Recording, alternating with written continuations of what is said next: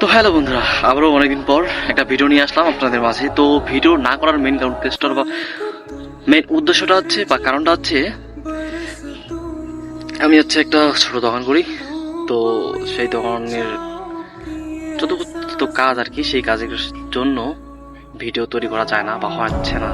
তবু চেষ্টা করলাম আজকে আপনাদের মাঝে একটা ছোট্ট একটা ভিডিও নিয়ে আসার জন্য। আর হ্যাঁ, একদিন আমার সেই ছোট দোকানের একটা ব্লগ ভিডিও আপনাদের মাঝে দিব।